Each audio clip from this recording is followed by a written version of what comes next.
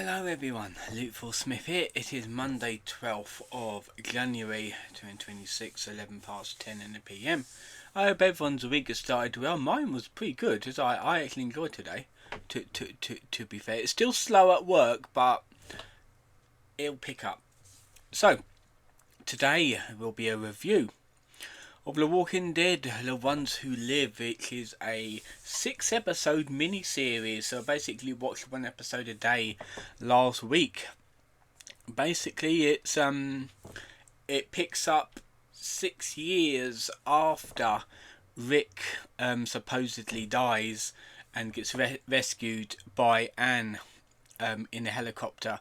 He goes off, or they take him off to the CRM, the Civic Republic military, where they basically train him, like take this 6 years and use that to train him, and he ended up getting brought up in the ranks, and actually works for them as a soldier. So basically the concept of this is him wanting to try and come home. Now there is another side to the story, because in one of the later seasons of The Walking Dead, the main series, Michonne heads off to try and find Rick.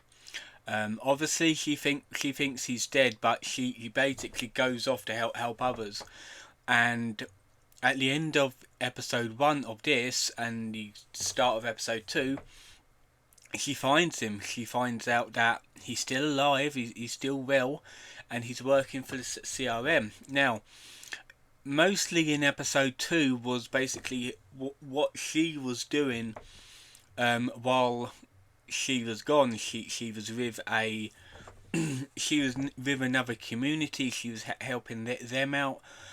They got attacked by chlorine gas, was it, by the CRM, because the CRM was basically bombing cities. Didn't really matter if people there was living or not. They was basically carpet bombing them with this gas. Her group got infected. They turned somehow. Michonne and Nate, I think it's Nate or Nat, lived.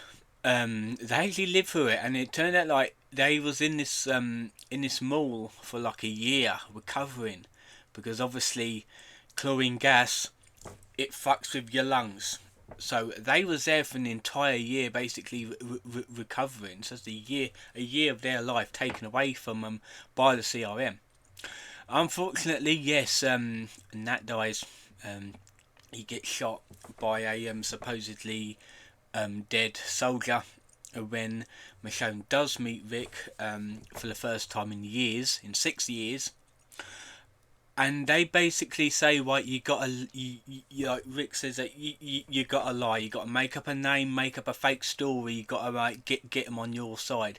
So that's essentially what happened. Michonne essentially done the interview for them, gave them a fake name, fake information, that sort of thing, and she was brought in to the CRM. She was trained up, a bit like what they did with Rick.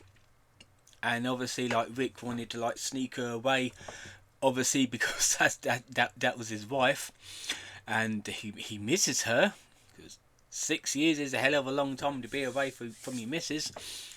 And obviously Rick doesn't know that he's got a son. Michonne obviously gave birth to his son while Rick was in the CRM. So yeah, there's a lot of things that Rick doesn't know about in the main communities, what he was with. He didn't know about the Whisperers, he didn't know about the Commonwealth, that sort of thing, because obviously he's with the CRM. So one thing leads to another, like Michonne essentially says, like, we got to get you home, we got to get you back. Everyone will love to see you again, even though they think that he's dead, because they see him die when the bridge blew up. Obviously they didn't know that he was alive, so a bit bit of a fucking shock to them when they do find out.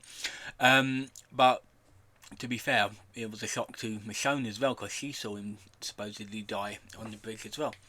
But one thing leads to another, and it turns out that he doesn't want to leave the CRM because he believes that he can change the CRM. And she's like, no, you got a family, you need to come home to your family and friends. They get into a helicopter, fly off, and then Michonne basically drags him out, falls into the into like a river. I'm assuming, because obviously they're still alive at this point, and they find a tower block to basically lay low in. Obviously there's like back and forth, which Rick says no, I've got to stay with the CRM, and Michonne says no, you got a family, you got to come with me, yada yada yada. And it turns out that obviously yes, the CRM another one is like CRM is plotting to get rid of this tower block. Something happens and the tower block is crumbling, it's about to fall, so they have to escape essentially, and they do so. You just like get a load of supplies and that. They meet a small group of people that basically it's like double crosses them. However, they overpower them. And then obviously yes, Jadis is a part of this as well, and it turns out that she's been meeting up with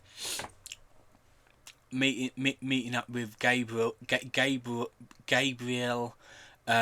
like every year at the same place at the same time at the same date for like 3 years, and in the end, yes, she did want to kill Michonne and Rick, because she had the paperwork basically saying that there are these other communities that the CRM needs to destroy and take over.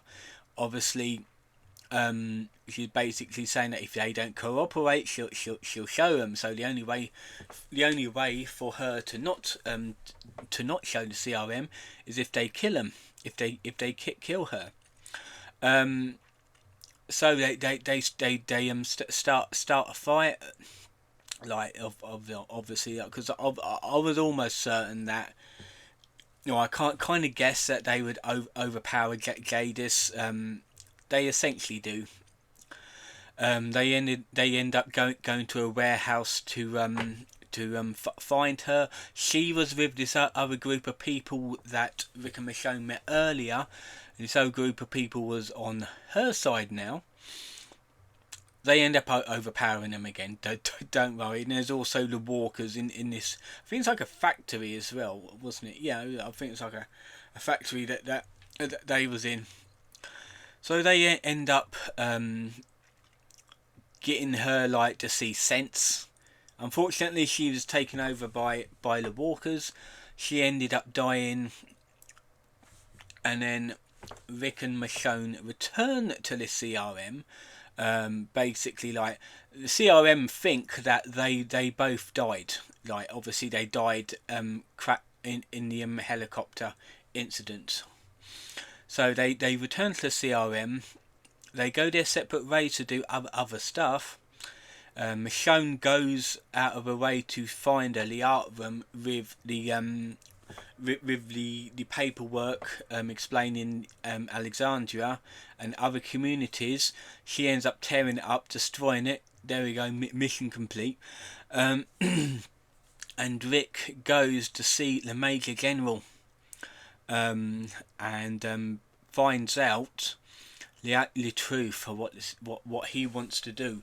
Because another thing with the CRM has got a city with over 100,000 people in it, non-soldiers, and CRM wants to destroy that city as well as Pittsburgh and all the others that have civilians in it. So Rick finds out about this because he's speaking to the General Major, I think his name is General Major Beale, and he gets mad, and he ends up killing the General Major. So that's another job done.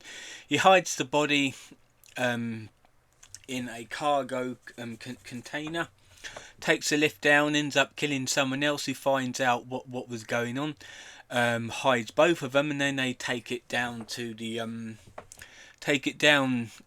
they meet up Michonne, meet with Michonne as well, and they plot a way to destroy the CRM and all of its soldiers. Well, most of it. I don't think it is all the soldiers they destroyed, because you've got to remember there's another base in World Beyond, which I'm pretty sure they just thrown it out the window by this point. But yeah, they dump the two bodies in the thing, and they essentially use them, because they're walkers now. They use them to trigger the bomb, triggering the nerve agent, the chlorine gas, the same gas that affected Michonne and her community that she was with. Now, throughout the series, Rick was under the guise, well, not under the guise, but he was under the order of Thawne, of Pearl Thawne, who was essentially his supervisor, and she's basically figured out what was going on between Rick and Michonne. She found out that obviously Michonne was heavily involved with Rick, and she holds him at gunpoint while they try and escape the actual facility itself. And obviously they back up. She tells him to back up, and then he basically sees both the corpses walk out and about to pull the pin out of all of these bombs that will trigger this gas. So they bolt for it. They get to higher ground.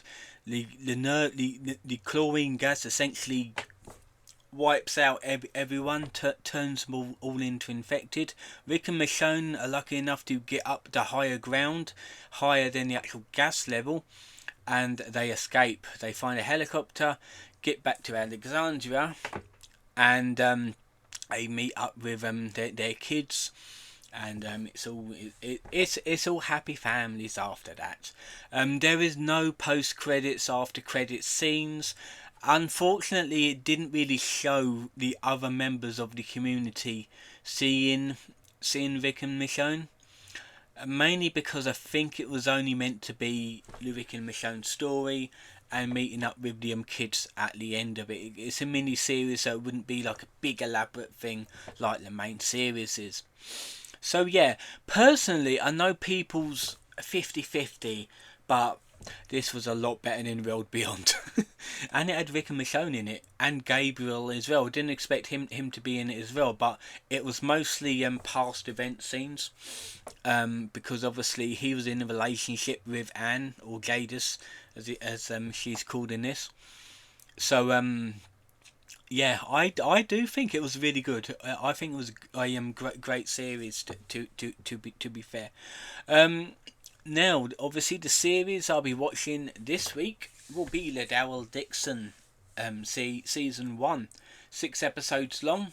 Season 2 is 6 episodes long. Season 3 is 7 episodes long. Season 3 is the recent one that's just been released last year, I believe, and they're making season 4 like at the minute, and I believe they're going to be doing a season 5, and I think they're leaving it at that. So yeah, after I'm done watching the Daryl Dixon show or series, I'll be reviewing that. The review will be on the Monday again, next Monday. Tomorrow will be a Silent Hill 2 remake file reading video.